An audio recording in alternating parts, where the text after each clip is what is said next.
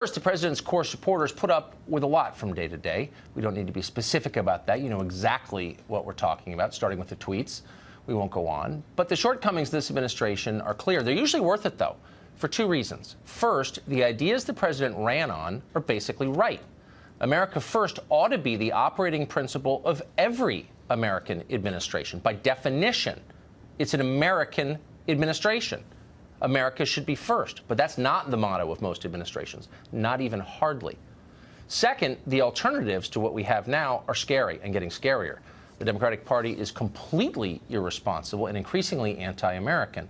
They prefer illegal aliens to our middle class. That's true, and it's terrifying. And someone needs to defend the country from these people. Trump mostly does that. So for these reasons, most of the president's supporters have stuck by him no matter what has happened, and a lot has happened. But there's a limit to the tolerance. They will not tolerate, and they shouldn't have to tolerate, by the way, betrayal on the core promises of his campaign. And that seems to be happening on guns, unfortunately. A few days ago, the president called for raising the minimum age for buying a gun to 21. By the way, that's 4 years after we let people join the military. They can join at 17. But he's saying you can't buy a gun until you're 21. Now, nobody's even arguing this will save actual lives because there's no research that it will. It's propaganda, and it's sneaky propaganda, by the way. It's an incremental step toward more gun restrictions. That's all it is. And then yesterday, the president went even further than that. He met with lawmakers to talk gun control at the White House. At that meeting, he went after Republicans who want to defend the Second Amendment, suggesting they're puppets of the NRA. At one point, the president said the government should, quote, take the guns first, go through due process second. Now, I mean, how honest do you want to be? Imagine if Barack Obama had said that. Just ignore due process and start confiscating guns. Well, Obama would have been denounced as a dictator. We would have denounced him first, trust me. Congress would be talking impeachment right now. Someone would be muttering about secession. Well, the media agreed with what the president said yesterday, so they've underplayed it, or they presented it as just a little battle between the president and the NRA.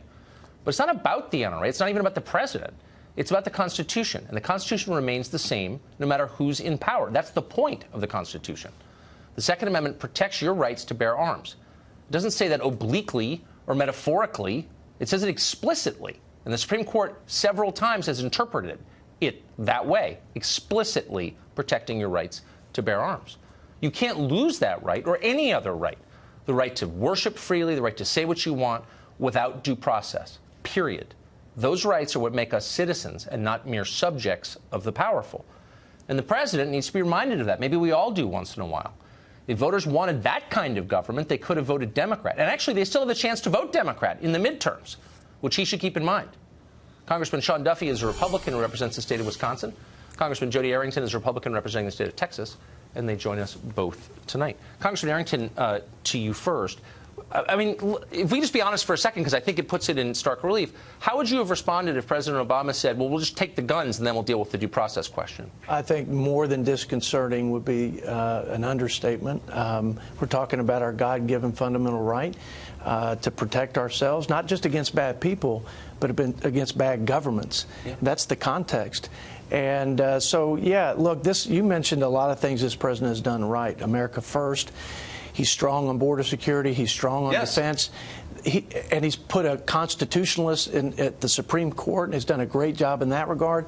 But this one, he's going down that slippery slope, that knee-jerk reaction that we're accustomed to when you have these mass shootings. And I would oppose President Obama, and I would oppose President Trump and any president that negotiates away what is a fundamental right. And quite frankly, it's a right that if it were not exercised by our founding patriots, we wouldn't have the rest of our rights and we wouldn't have our independence. So this is a serious issue. So, Congressman Duffy, news coverage, 24-hour news coverage is basically just 24 hours of attacking Trump. And so we kind of pull back from that because we want to offer an alternative, agree with Trump on a lot. There's a lot else going on. We try to cover that. But I also think it's important to remember that, you know, nobody should be tied to a person, but instead to principles. And so with that in mind, do you think it's worth just reminding the president, as we all need to remind it sometime, that there are deeper principles here than just kind of winning the news cycle? Well, right, there's deeper principles like the Constitution, but I've applauded the president for doing these open, riffs with whether it's the victims of the shooting or with politicians, whether it's on DACA or on guns. I think he gets high marks for that, but also I think he can say some things that he might, upon reflection, regret. And I hope this is one of the things that he actually does regret. And what frustrates me in this whole conversation, Tucker, is the fact that the left wants to put new gun restriction and new gun laws in place because they want to argue to the American people that that's going to keep us safer. I think you and I, based on your intro, and Jody would agree, those new laws don't actually keep us safer. I was a prosecutor for 10 years in northern Wisconsin and Ashland County. And if Nicholas Cruz had lived there, this shooting would have never happened because my cops would have seen the threats that had come in, the tips that had come in, the fact that they'd been called to his house. And when Nicholas Cruz threw his mom up against the wall, they would have arrested him. They would have thrown him in jail. They would have come to me and said, we're going to have a bond hearing, and we're going to have, as a condition of bond, the fact that he can't possess a firearm. And then we want you to prosecute him, whether it's for a battery or a disorderly conduct, with an enhancer that's a domestic enhancer. And in 1997, Bill Clinton signed a law that if you're convicted of a crime that's a domestic crime, you can't possess a firearm. We would have gone through that procedure, and Nicholas Cruz would have not possessed a firearm because we have good law enforcement and good prosecutors. I don't know what happened in Florida, but to add new laws on top of laws that already aren't enforced is idiotic. Well, and especially because I think, Congressman Arrington, it doesn't address the actual failures that led to this tragedy in Parkland, Florida. Why are we not having a national conversation about why the sheriff's department, the FBI, the school, the deputies on the scene all failed to protect those kids? Well, I think that's right. It was a failure to identify, register, and engage or respond. And there was failure at every level of government. Clearly there were some training issues at the local level with respect to active shooting.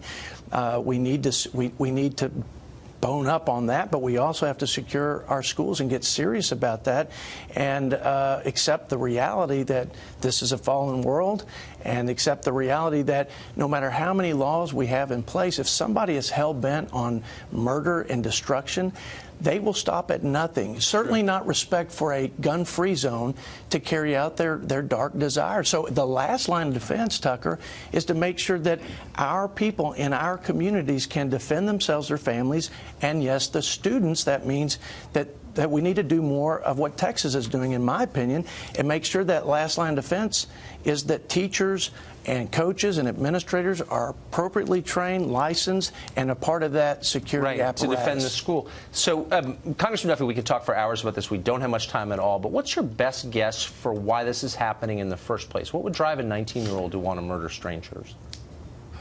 Well, listen, I think there's a whole bunch of issues that are taking place outside of guns, Tucker. I think our kids in America are angry. They're being raised in single-family homes without fathers. As a congressman being away, I know that our boys specifically need fathers in the home. They're being over-medicated, which you've talked about. We say they have attention deficit disorder, so we medicate them instead of parent them. We have violence that comes from Hollywood. We dehumanize life in those video games and in those movies and with abortion.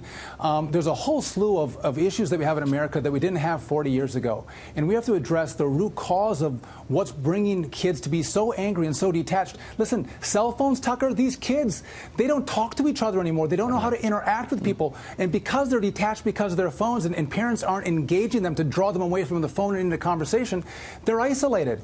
That's a hard conversation to have. It's easier to say, I have a political agenda to take away guns, and that's where the left goes at CNN, instead of going, let's talk about the root cause of the problem, which is how we're parenting and raising our kids. We've driven out faith and morality out of culture and family. That's all part of the problem here.